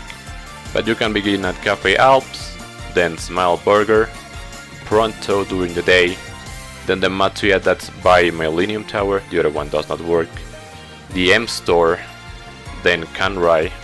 You need to buy her stuff in these places. Next is the minigames. At any of the Club Segas you need to get her a Jumbo Bunchan from the claw machines. At Bantam you need to beat solo 901 darts in 15 rounds. 15 is pretty generous, so this shouldn't really be that bad. Then in Yusona Hot Springs you need to play hair hockey against her. This is an interesting one, you can't use heat on this one. So I would recommend maybe playing on normal if you want like a decent game. Remember that hard is a little bit, well, pretty hard, so I think normal should be a decent difficulty. And it's a very unique way of playing air hockey that you can only do with Haruka. On the Kamurocho Batting Center you need to get all of the answers right in the academic mode. However, this is something that you need to do for the completion list, so hopefully you get them at the same time if you haven't. In Karaoke Can you need to cheer her and get 900 points in Loneliness Loop. By the way, the cheer mode and the actual Haruka singing modes of the karaoke songs are different, so you may want to do them with Haruka alone and then with Kiryu, so you can experience both of them. Next we have a few gambling ones. In the Dragon Palace gambling coin, you need to get 300 points in Ochogabu, 1000 points in Koi Koi, and 1000 points in Cee-lo. This is to end with this amount more than what you started. The amounts are relatively low, so it's not that bad. Next, on the Fukuma Casino, you need to get 1000 chips in roulette, 2000 in poker, and 1000 in blackjack. Low stakes for some reason. However, you are able to use the cheat items in this, so it should be pretty much instantaneous. To finish off, we have in the Purgatory fishing spot, catch a ghost koi. I recommend catnip for this, and it needs to be nighttime, so make sure to make it night before you attempt this, else it won't appear, I believe. And then on the docks of Kamurocho, Tokyo docks, you need to catch an oarfish. Those are 19 tasks that are done within the Kamurocho area. Only when you have finished all of these, then the final task will enable. You need to go to Print Circle in any of the Sega arcades and take a picture with Haruka. That completes the city, and that is how you are going to complete every city actually. The final task per city is gonna be take a picture with her.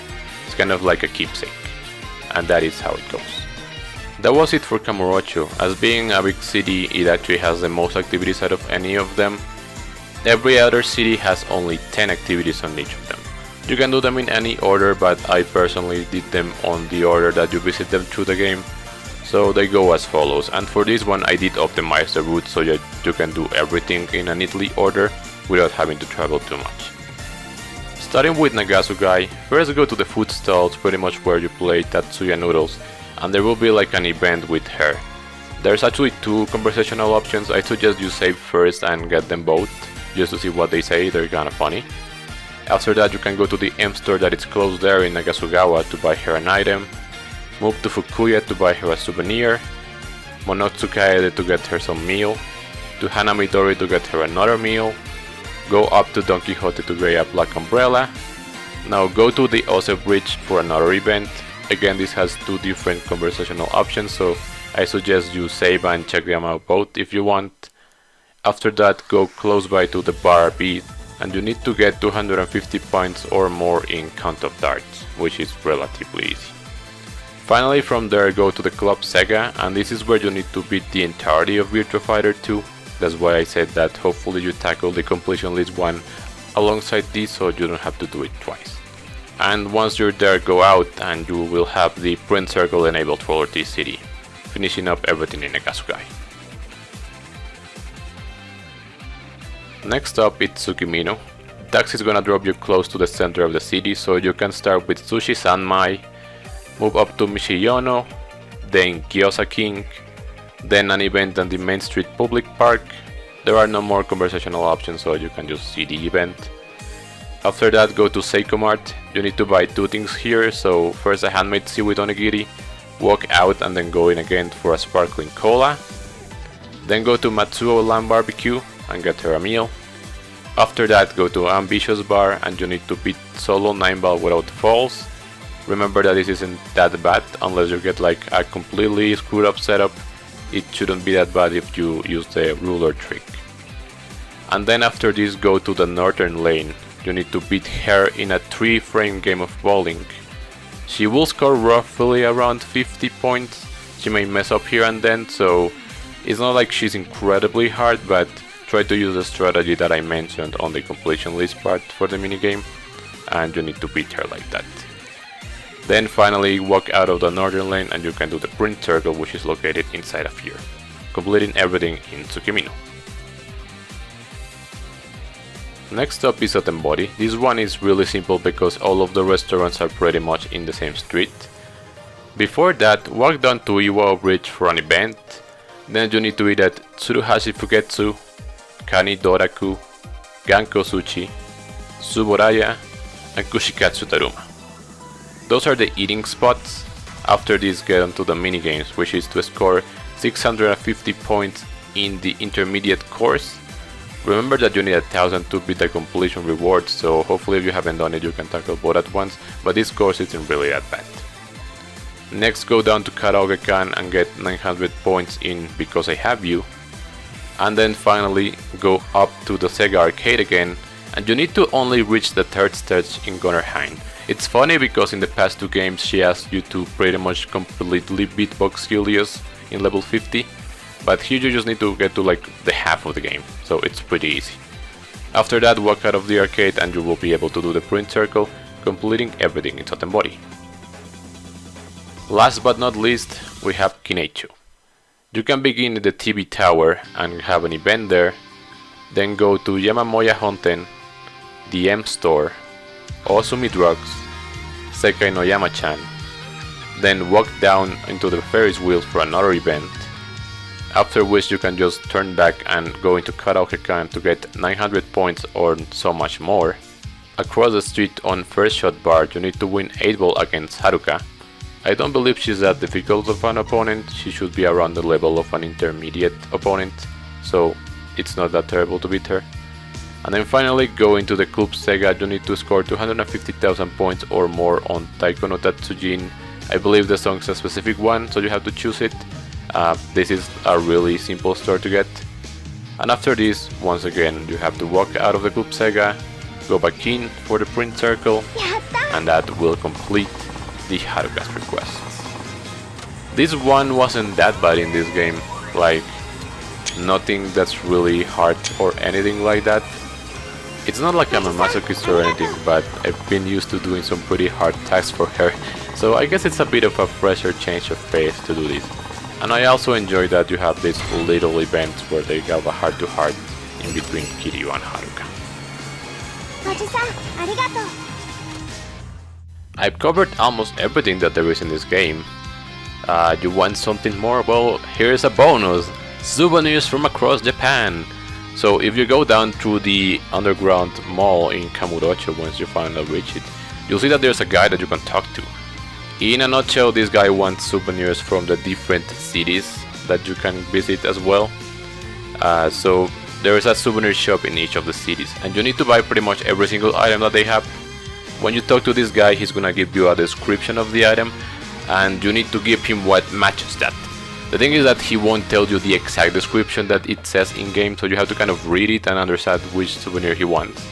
This is something completely optional, by the way, but I thought I'd mention it because it's something that's in the game.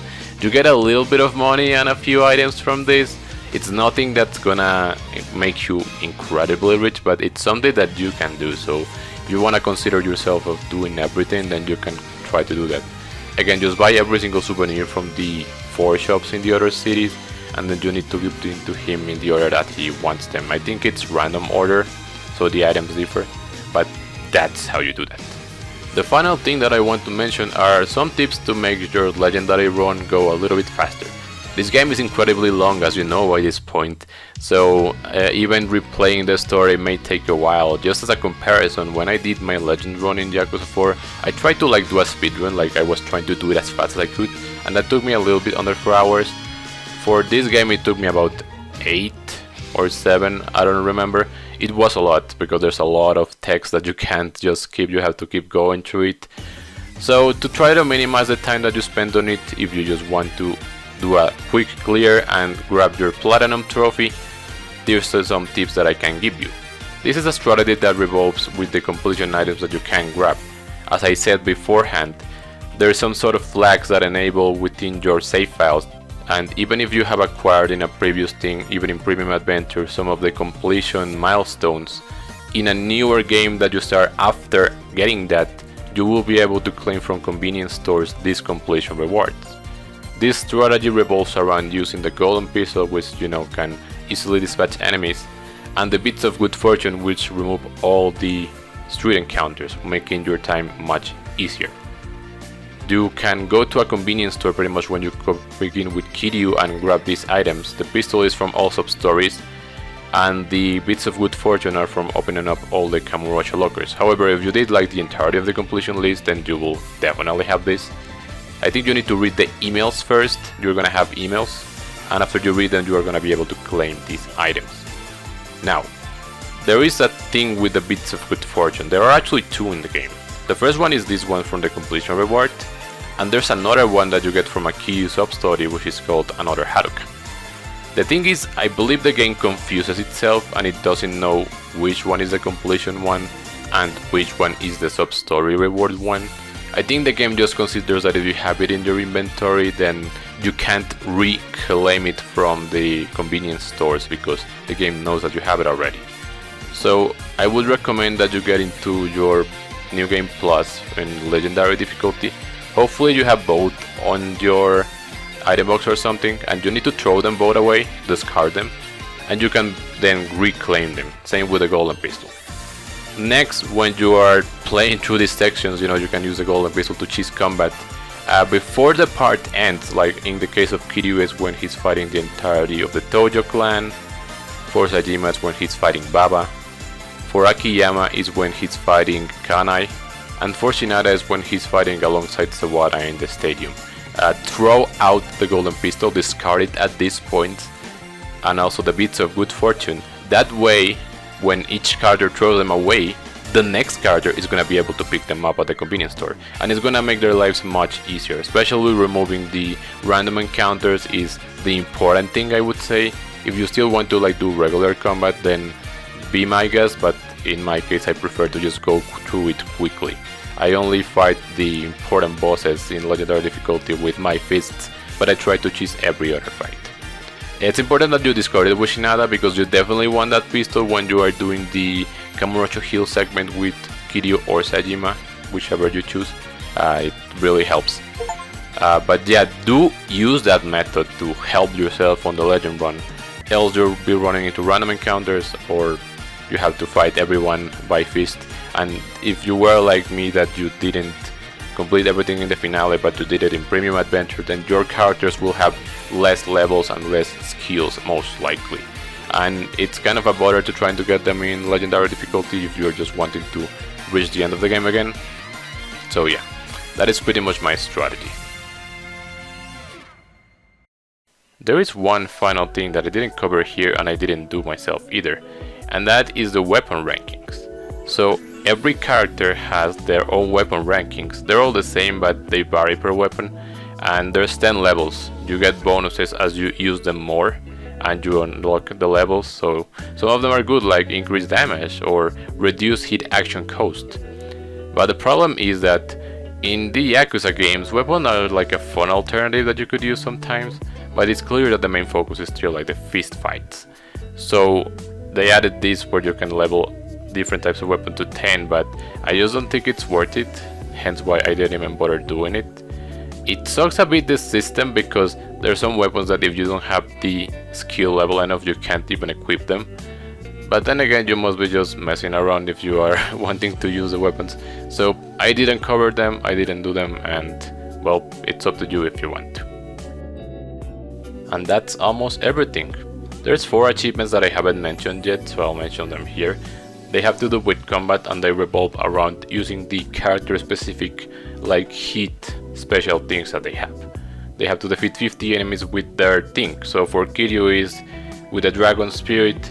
So I said that I didn't use this much during my playthrough because I found it a bit annoying.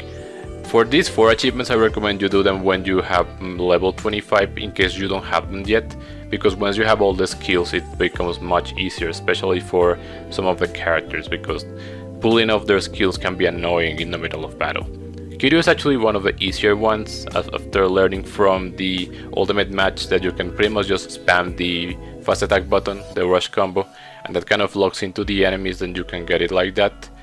Because what I was doing while I played is I would get enemies with low health and then I would trigger dragon hit and try to finish them off with that. You pretty much need to finish the enemies while it is active. But I think you should be able to just activate it and pummel enemies once you're level 25. For Sajima, it's Tiger Puppetry. This one is really annoying because there's 2 main uses that Tiger Puppetry triggers. One is when you're grabbing someone, so it's easy to KO the guy that you grab if they don't have too much HP, but that's gonna kill only 1. You need 50. What I would do for this one was try to get, again, the opponent's low and then try to group them together, then grab one. Hopefully the one that you grab doesn't have so low HP so that you can grab him again when he's in the air and then swing them around. But this one was more annoying.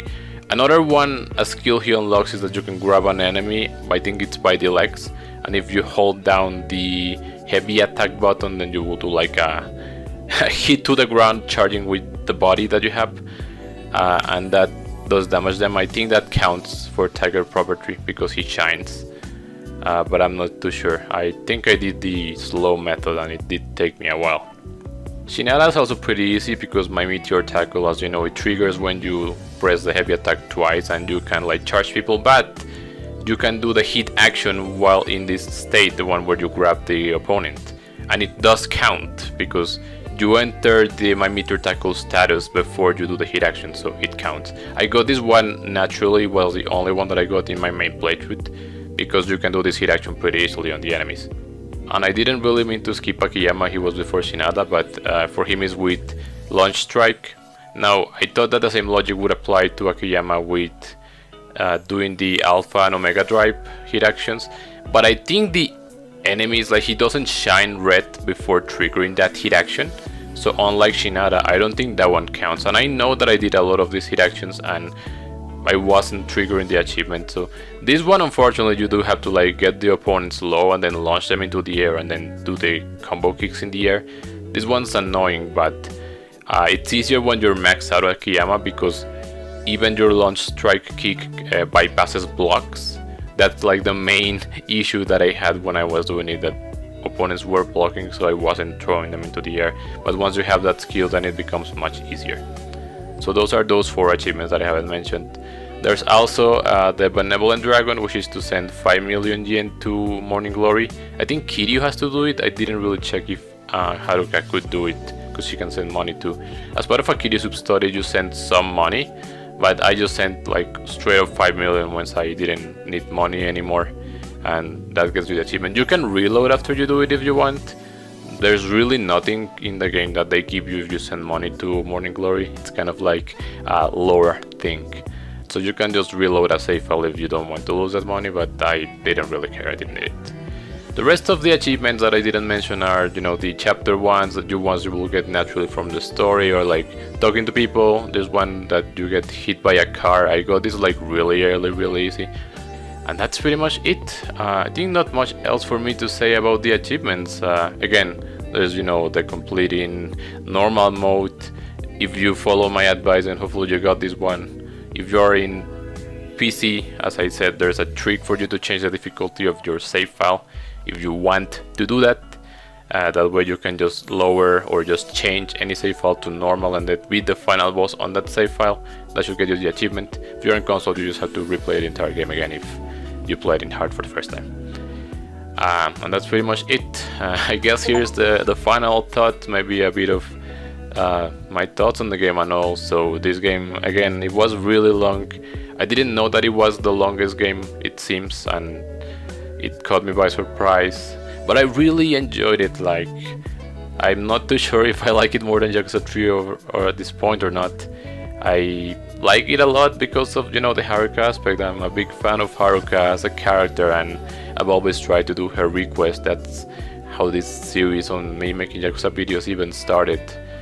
And, you know, I'll be honest with you right now, when I was doing research for this video, I went to a Yakuza wiki looking up for Haruka's request stuff, and I didn't see any entries for Yakuza 6. So I don't know if this is the final game that has Haruka's requests on it. I don't want to know yet, but, well, if it is, then I'm glad I got to do it at least that final time, and I did them every time. Especially, you know, since in Trio they were so hard, I always try to do them even if you're not a natural requirement. But, well, the game is completely massive. There are some weird choices, like for example, even in the finale or in Premium Adventure, you can't move items in between the characters' inventories from the item box. I found that weird because it was in 4, and it made some of those plays in the finale or Premium Adventure a bit annoying. When you want to switch characters, you have to deposit the items and then take them back out. It's kind of weird.